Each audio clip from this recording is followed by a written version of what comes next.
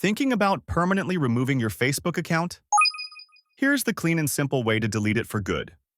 Open the Facebook app on your phone. Tap the menu icon in the bottom right or top right corner. Scroll down and choose Settings and Privacy, then tap Settings.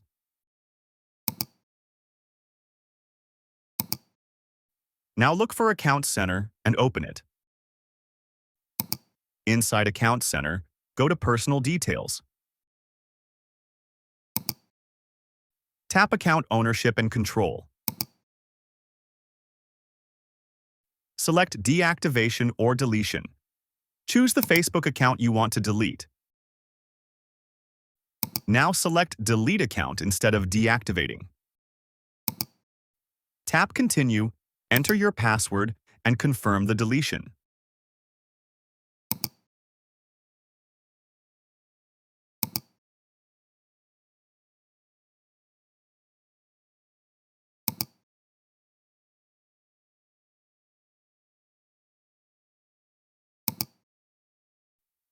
Facebook will schedule your account for permanent removal, but you usually have a few days to log back in if you change your mind.